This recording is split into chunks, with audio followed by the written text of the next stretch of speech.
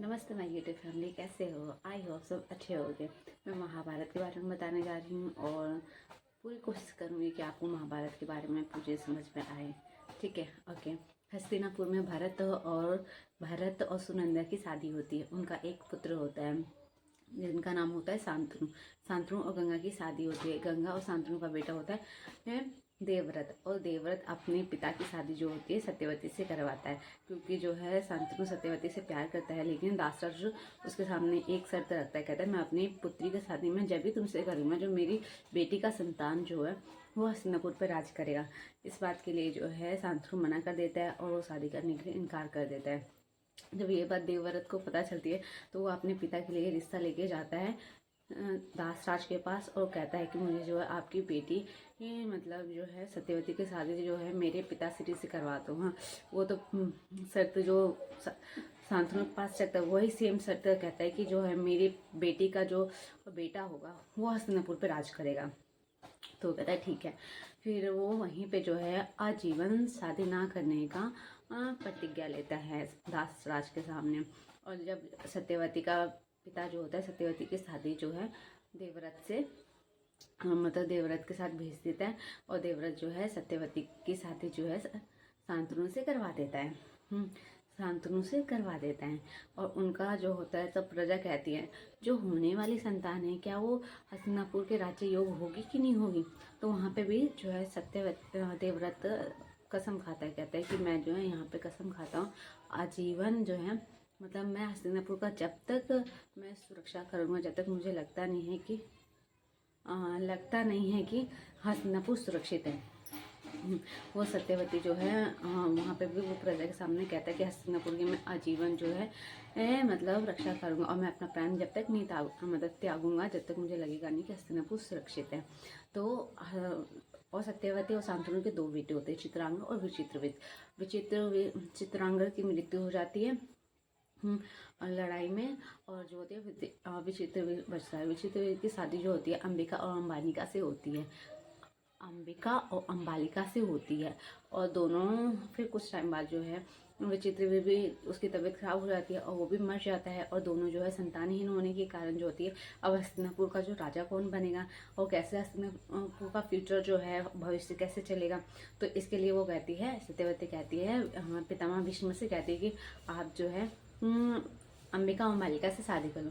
वो शादी करने के लिए मना कर देता है, कहता है कि नहीं मैं आजीवन जो है दासराज को मतलब प्रतिज्ञा दिया है कि मैं आजीवन जो शादी नहीं करूँगा। तो वो कहते कैसे चलेगा। तो फिर वो कहती है सत्यवती कहती है जाओ मेरा एक बेटा है पराशर और मेरा एक बेटा है वेद व्यास, उसे बुला के लेके आओ। हाँ, तो वो उनके सामने शर्त रखती है। वो कहते हैं कि आप जो अंबिका अंबालिका से शादी करो। कहता है माता ये तो नहीं हो सकता। तो वो कहते हैं आप बताओ ये जो भविष्य है मतलब हस्तिनापुर का भविष्य ये कैसे चलेगा। तो इसके लिए वो क्या करता है, इसके लिए वो मतलब कहता है ठीक है मैं इन्हें संतान दे दूँगा। तो अंबिका जाती है, वो वेद व्यास को देख के डर जाती है और आंखें बंद कर देती है, जिसके कारण उनका पुत्र जो होता है अंधा पैदा होता है। फिर हमारा जो है अंबालिका जाती है, वो वेद व्यास को देख कर डर जाती है, जिस कारण उसका बेटा जो अस्वस्थ पैदा होती है। तो दोनों को समझा के वो बताता है, सारी बातें एक्सप्लेन करता है वेद व्यास जो सत्यवती को। तो सत्यवती कहती है कि ठीक मैं एक बार दोबारा भेजती हूँ दोनों को। तो दोनों के पास जाती है, समझाती है और कहती है जाओ। तो वो दोनों ना जाकर अपनी जगह जो है दासी को भेज देते हैं और दासी का पुत्र जो है बिल्कुल ही अच्छा पैदा होता है, स्ट्रॉन्ग, जिसका नाम होता है विदु। ठीक है, अब ये सारे जाते हैं आश्रम और शिक्षा ग्रहण करके आते हैं। शिक्षा ग्रहण करने के बाद जो है उन्हें जो है हस्तिनापुर का राज्य जो है दृष्टिहीन होने के कारण जो है जाते हैं शिक्षा ग्रहण करके और वो लोग जाते हैं फिर शिक्षा ग्रहण करके आते हैं। धृतराष्ट्र होता है, पांडु होता है और होता है विदुर होता है। जाते शिक्षा ग्रहण करके आते हैं। हस्तिनापुर का जो राजा होता है मतलब दृष्टिहीन होने के कारण जो होता है मतलब धृतराष्ट्र जो है उस पर राज्य नहीं कर सकता, तो पांडवों को राज्य करने के लिए दिया जाता है। पांडव फिर जाता है उस पर राज्य करता है और धृतराष्ट्र की शादी होती है गंधार राज्य की गंधारी से होती है और शकुनी मामा भी उसके साथ आते हैं। शकुनी मामा भी आते हैं। फिर पांडव की शादी जो कि कुंती और माद्री से शादी होती है। कुंती माद्री से शादी होती है। धृतराष्ट्र कुंती के 3 पुत्र होते हैं, युधिष्ठिर, भीम और अर्जुन। हाँ, और माद्री के 2 होते हैं, नकुल और सहदेव। युधिष्ठिर और भीम ये जो होते हैं वहाँ से दुर्योधन से बड़े होते हैं, और वहाँ पे भी जो है गंधारी के 100 पुत्र, एक जो है लड़की होती है। अब जो श्रेष्ठ पुत्र होने के कारण, मतलब बड़ा पुत्र होने के कारण जो होता है युधिष्ठिर होता है, तो वो भी राज सिंहासन पे वो राज करेगा।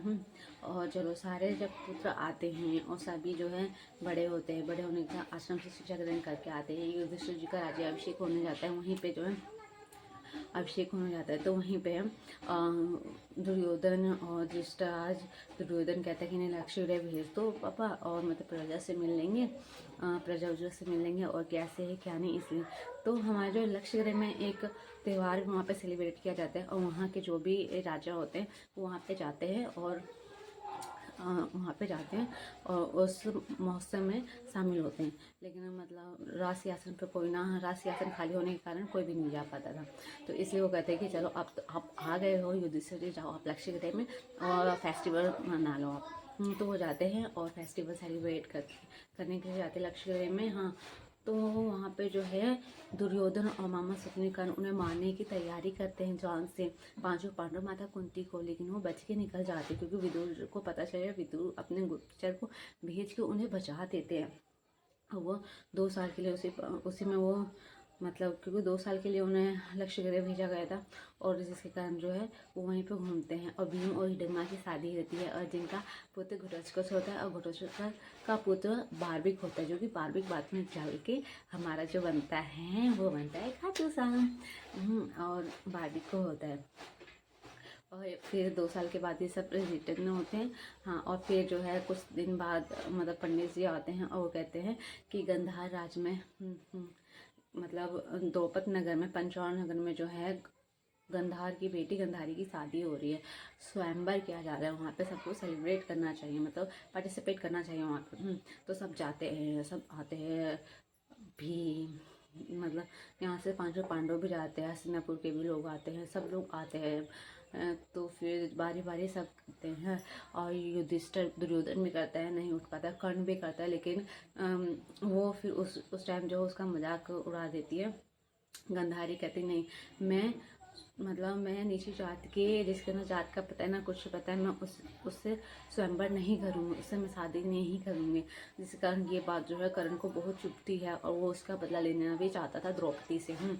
और द्रौपदी से बदला लेना चाहता था।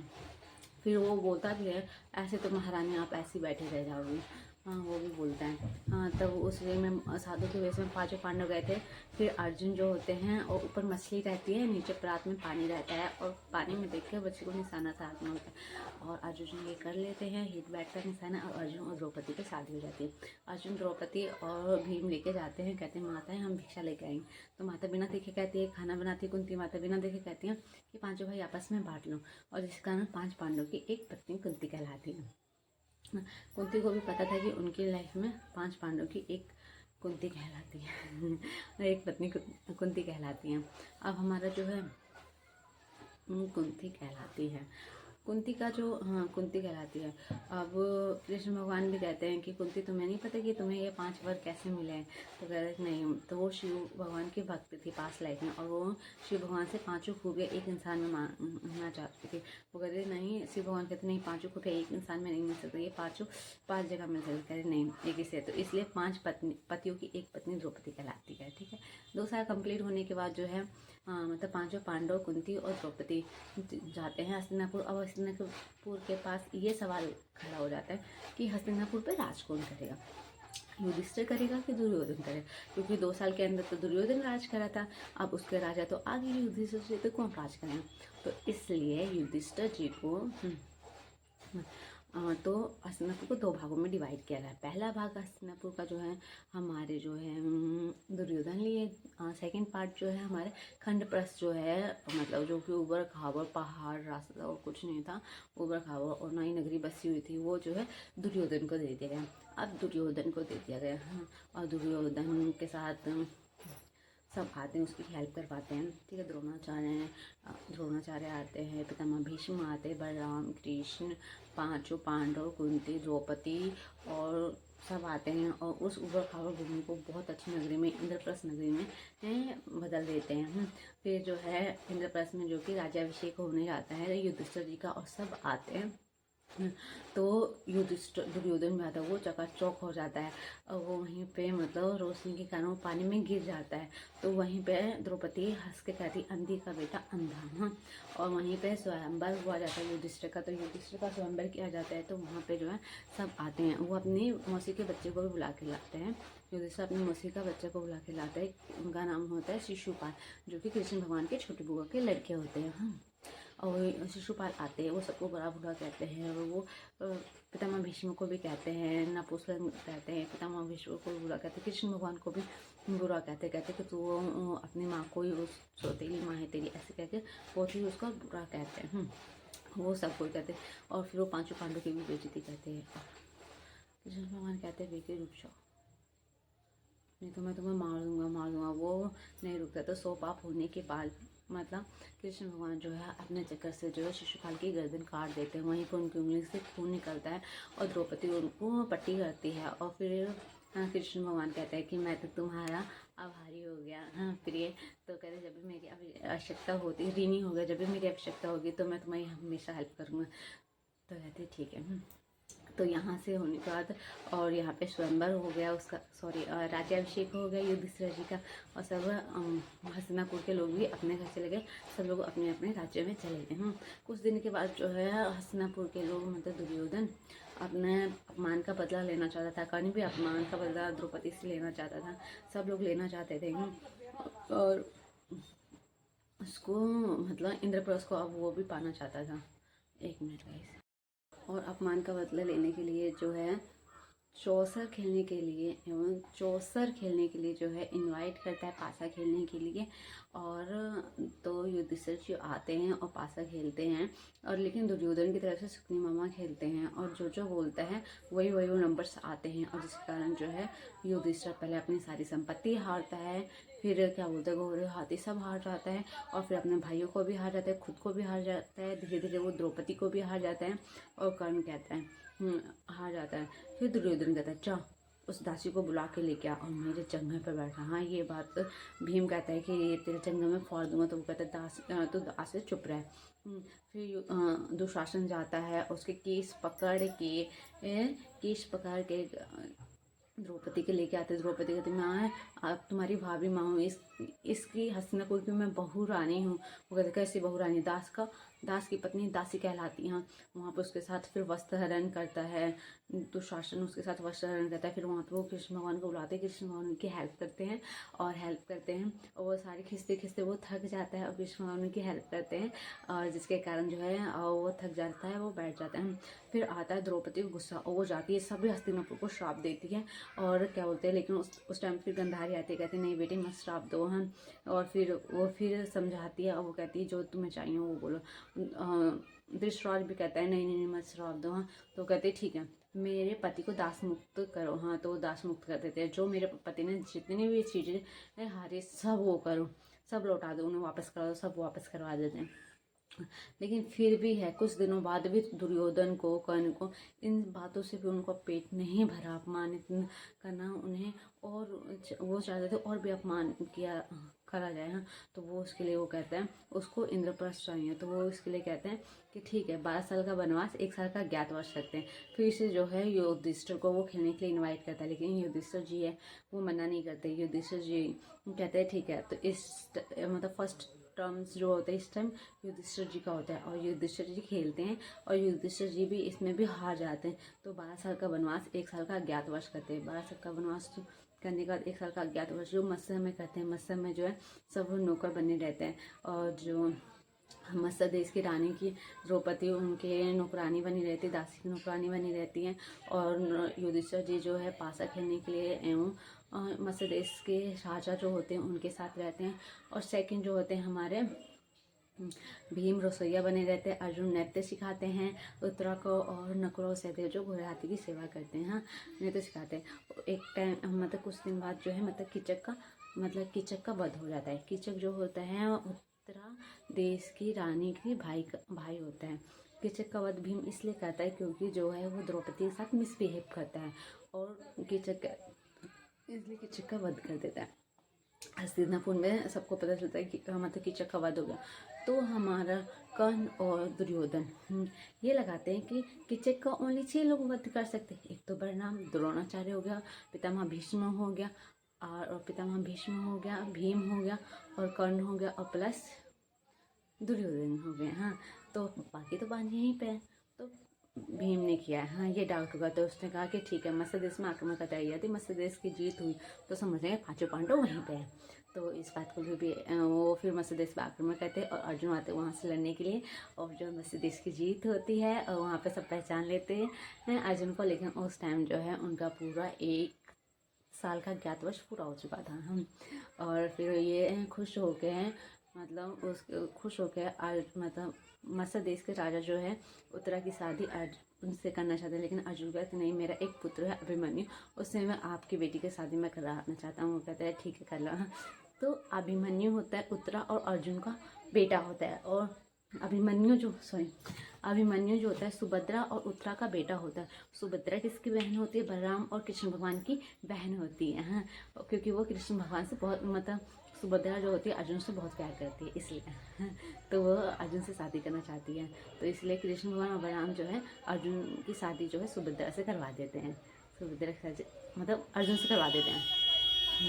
और वो उत्तरा की शादी हो जाती है। उत्तरा की शादी में हस्तिनापुर के भी लोग आते हैं, फिर गंधारों के भी आते हैं, द्रौपदी लोग के भी आते हैं, तो हर जगह के लोग आते हैं, काशी के भी लोग आते हैं। फिर उसके बाद जो है होने के बाद फिर हस्तिनापुर के मतलब युधिष्ठिर जी कहते हैं या तो हमारा हस्तिनापुर हमारा इंद्रप्रस्थ लौटा दो या हमें 5 गाँव लौटा दो। और युधिष्ठिर कहते नहीं, हमने जो है आपका अज्ञातवास भंग कर दिया है और जिसके कारण आपको फिर से 12 साल का वनवास 1 साल का अज्ञातवास करना पड़ेगा। लेकिन वो अर्जुन कहते हैं, युधिष्ठिर जी और बाकी पांडव कहते नहीं, हमारा अज्ञातवास पूरा हो चुका है नहीं, और समय के अनुसार उनका अज्ञातवास पूरा हो गया था। तो वो शांति दूत बना के कृष्ण भगवान को कहते हैं या तो उनको 5 देश वापस करवा दो या तो युद्ध करने के लिए तैयार हो जाओ। तो अर्जुन युधिष्ठिर एक्सेप्ट कर लेता है। युधिष्ठिर इसलिए एक्सेप्ट करता है कि द्रोणाचार्य पितामह भीष्म जो कि मतलब इच्छा मृत्यु का वरदान मिला है, वो मर ही नहीं सकते अपनी इच्छा अनुसार, ठीक है। और द्रोणाचार्य हो गए अपना, कृपाचार्य हो गए और क्या बोलते हैं कर्ण हो गए, ये सारे ताकतवर तो उनके तरफ सिर्फ 5 पांडव हैं। इसलिए वो इन बातों के लिए भी लेकर युद्ध करने के लिए वो सोचता है कि युद्ध तो हमारी ही जीत होगी। हाँ, लेकिन आज भी सत्य में विजय की ही जीत होती है, असत्य की जीत नहीं होती है। हाँ, और ठीक है युद्ध करने के लिए तैयार हो गए। यहाँ से युद्ध में मतलब एक दूसरे में युद्ध करते हैं, युद्ध तारीख होती है। युद्ध का एक नियम बनाया जाता है कि एक योद्धा के साथ एक ही योद्धा लड़ाई की जाएगी और शाम होते ही लड़ाई बंद हो जाएगा। सुबह होते ही लड़ाई होगी, शाम होते ही लड़ाई बंद हो जाएगा संध्या के टाइम। कहते हैं ठीक है। तो हमारा जो है यहाँ से जो है पितामह भीष्म जो है मतलब पितामह भीष्म अर्जुन तीर पे तीर चढ़ाते हैं और उनके कारण जो है वो इच्छा मृत्यु का वरदान पाए रहते हैं। वो अपना प्राण जब तक नहीं त्यागते हैं जब तक लगता नहीं कि हस्तिनापुर सुरक्षित है। हाँ, वो लेटे रहते हैं। हाँ, लेकिन नहीं वो करते, ठीक है। और जो हमारा दुशासन का जो वध होता है भीम जी करते हैं और वहाँ का जो शकुनी मामा का जो है वो नकुल और सहदेव करते हैं भी। और जो है अभिमन्यु को जो है यहाँ पे सब मारते हैं, घेर के मारते हैं, जो कि रूल के खिलाफ था। हाँ, तो इसलिए फिर इन लोगों ने भी ऐसे ही करना स्टार्ट किया। एक योद्धा के साथ एक योद्धा लड़ने का हुआ था, लेकिन भीम के साथ मतलब अभिमन्यु के साथ कर्ण हो गए, फिर कर्ण हो गया, द्रोणाचार्य हो गए, फिर शकुनी मामा हो गए, सब उसको मारने लगे। हम सब मारने लगे। और प्लस फिर घटोत्कच को भी जो है कर्ण ने मार दिया। घटोत्कच जो था भीम और हिडिम्बा का बेटा था, उसको भी मार दिया गया। बार्बिक भी आता है इसमें पार्टिसिपेट करने के लिए, लेकिन कृष्ण बार्बिक ये कहता है कि मतलब बार्बिक ये कहता है जो भी मतलब कमजोर दल होगा मैं उसकी तरफ हो जाऊंगा। तो ऐसे तो मतलब कौरव और पांडव के बीच में अगर कौरव मतलब कमजोर हुआ तो कौरव की तरफ में, अगर पांडव कमजोर हुआ तो पांडव की तरफ से। तो ऐसे तो युद्ध समाप्ति मतलब युद्ध खत्म ही नहीं होगा। हम और वो युद्ध में पार्टिसिपेट करते कि मेरे इधर लड़ाई हो रही और मैं ऐसे बैठे रहूँ। तो कृष्ण भगवान उनका गला मांगते, कहते ठीक है एक काम करो, मतलब वो कहते हैं मतलब गुरु दक्षिणा में वो कहते हैं कि मुझे आपका मतलब ये शीश चाहिए। हाँ, तो वो गर्दन मांग के और कहता है, फिर वो बारहवीं कहता है कि मुझे ये पूरे युद्ध देखना था। हाँ, तो कहता है ठीक है, और उसे बिल्कुल ऊंचे पहाड़ पे उनके गर्दन को टांग दिया जाता है और वो जो है पूरा देखते हैं, महाभारत देख के मरते हैं। हाँ, बारहवीं मरते हैं। और बारहवीं बाद में खाटू श्याम होते हैं, इसलिए खाटू श्याम का देखना सिर्फ गर्दन की पूजा होती है। मतलब गर्दन की ही वो होती है। और प्लस हमारे जो है और दुशासन को जो है भीम मारते हैं, लेकिन दुशासन जो है वो मतलब उसकी माँ कहती कि ठीक है, जैसे तुम नंगे जन्म हुए थे वैसे सेम तुम मेरे सामने आना और तुम्हें कोई भी नहीं मार सकता। हम कहते ठीक है। लेकिन कृष्ण भगवान जाते कहते ओ तुम ऐसे अपनी मम्मी के सामने जाओगे, लाज नहीं आएगी नंगे। हाँ, तो वो क्या करते केले के पत्ते से जो है अपना आगे का पार्ट्स ढक लेता है। हाँ, जिसके कारण जंघा तक ढक जाता है और उसका प्राण फिर जंघे में ही रहता है। और वो जब पट्टी से आंखें खोलती है और वो पूरा शरीर इधर से उधर देखती है, मतलब उसको बचाने के लिए। लेकिन फिर वो कहते क्या बेटे, मैंने तो तुम्हें कहा था ना कि जैसे तुम जन्म लिए थे वैसे ही आना। हाँ, तो वो कहते कि कैसे माँ, मैं तो बड़ा हो गया हूँ ना। तो कहते तुम कितने भी बड़े हो, माँ के सामने तो तुम बच्चे ही हो। हाँ, तो उसमें माँ से कैसे शर्म। हाँ, तो फिर वो कहते कृष्ण भगवान ने ऐसे किया था, तो वो समझ जाती है, गंधारी समझ जाती है। फिर लड़ाई होती है, वो सोचता है कि मैं तो बच गया। फिर कृष्ण भगवान जो इशारे में भीम को समझाते हैं कि जंघे पे मारो, जंघे पे, तो जंघे को ऐसे चीर देता है और जो है दुर्योधन मर जाता है। और यहाँ पे तब पता चलता है कि तमाम भीष्मकों के मतलब पांडव की जीत हुई, तो वो अपने इच्छा अनुसार अपना जो प्राण त्याग देता है। और फिर हस्तिनापुर का राज्य कौन करता है, युधिष्ठिर जी करते हैं। Okay, bye bye.